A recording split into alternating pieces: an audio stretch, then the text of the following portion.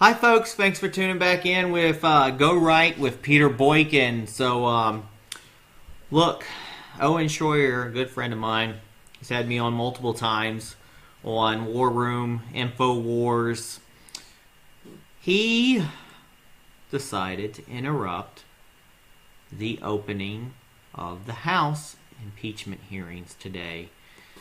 And this is pretty much how it went. So this is from CBS News video. So look at this. Republicans, of course, rebutting the House Committee on the Judiciary will come to order. Without objection, the chair is authorized to declare recesses of the committee to... Object. Objection noted. Quorum is present. We are conducting this hearing on the impeachment inquiry into President Donald J. Trump. Presentations from the House Permanent Select Committee on Intelligence and the House Judiciary Committee pursuant to House Resolution 660 and the Special Judiciary Committee procedures that are described in Section 4A of that resolution. Here is how the committee will proceed for this hearing. I will make an opening statement, and then I will recognize the ranking member for an opening statement. After that, we will hear two sets of presentations. We will hear 30-minute opening arguments from counsels for the majority and the minority of this committee.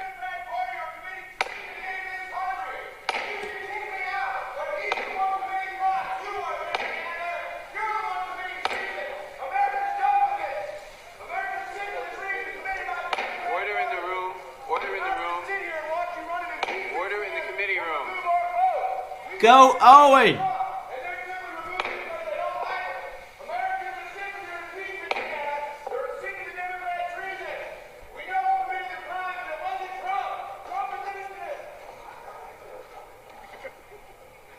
Love it. The committee will come to order.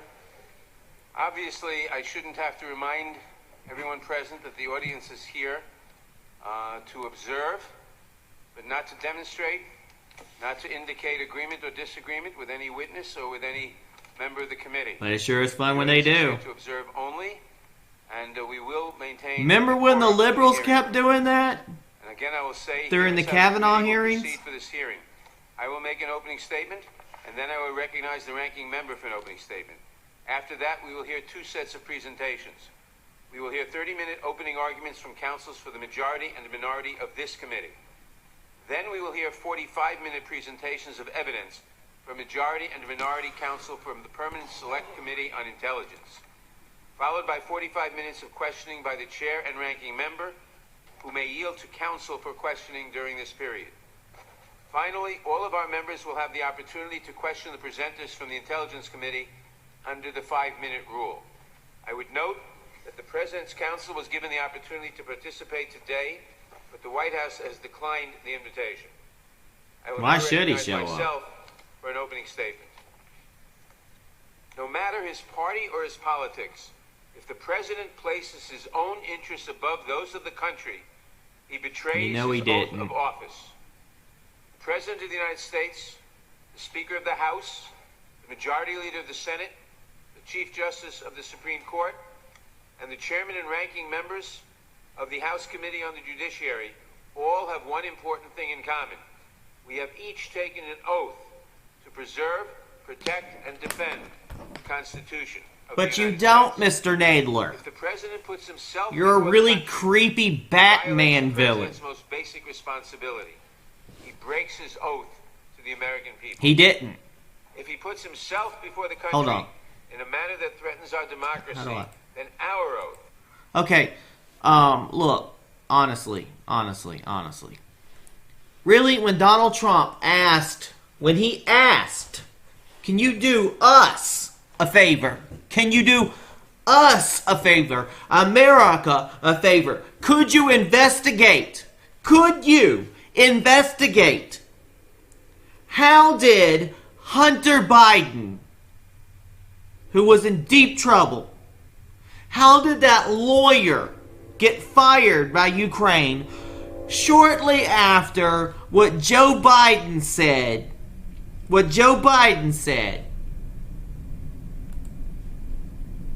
Really? What Joe Biden said about the Ukraine ambassador. I'm giving $6 billion, or I'm holding money.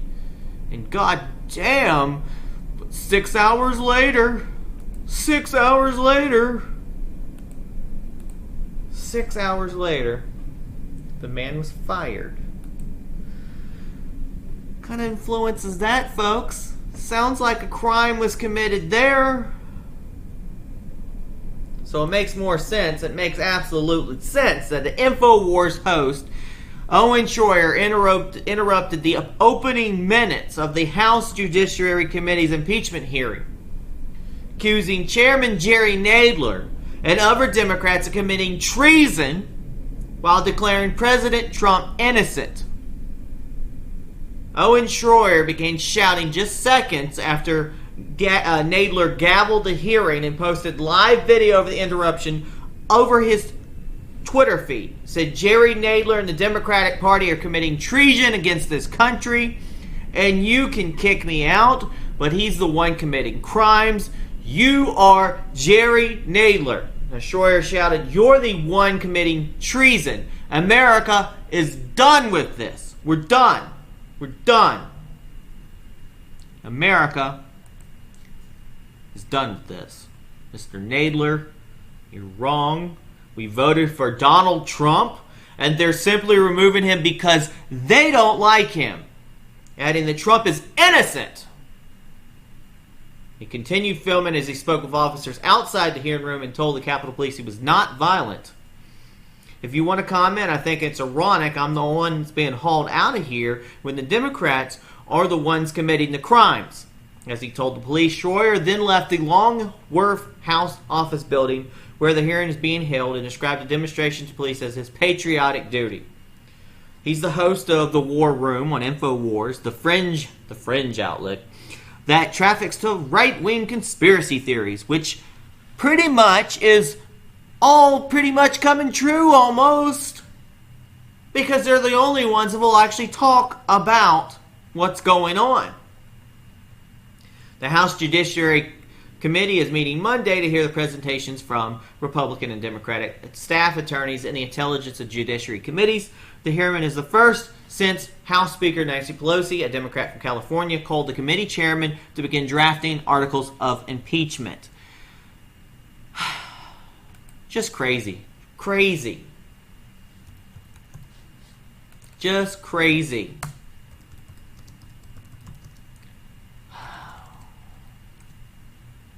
Let's see if I can find the Joe Biden talking about firing prosecutor. See if I can find that. Little search, and maybe we can find the video if the web browser will work.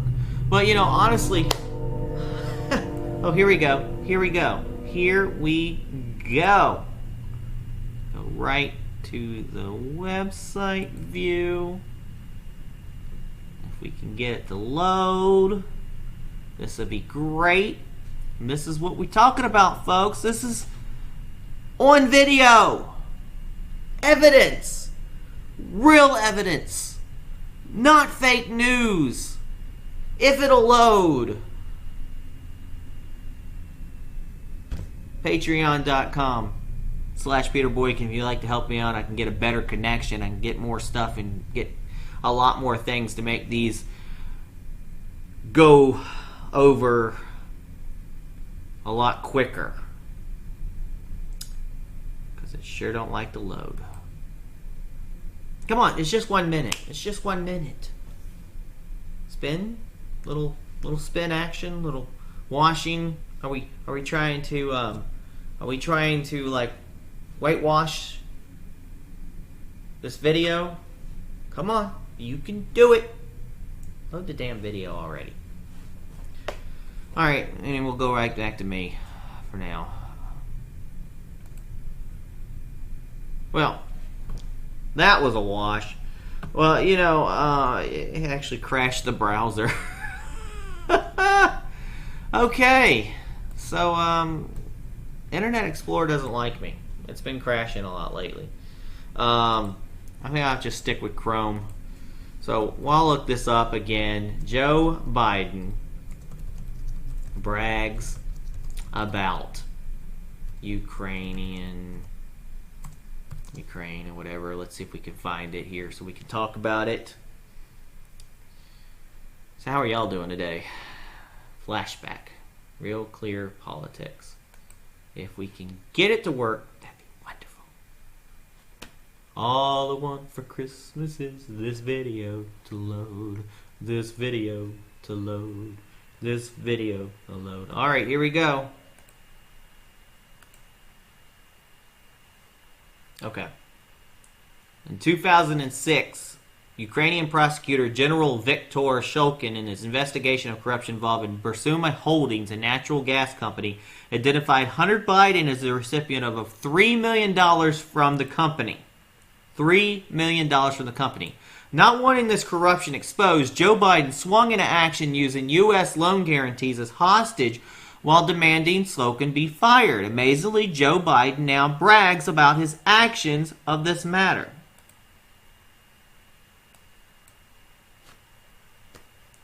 And this is what we're talking about. This is Sid Pro Quo. I remember going over convincing our team or others to convincing that we should be providing for loan guarantees. And I went over, I guess, the 12th, 13th time to Kyiv, and I was supposed to announce that there was another $1 billion loan guarantee.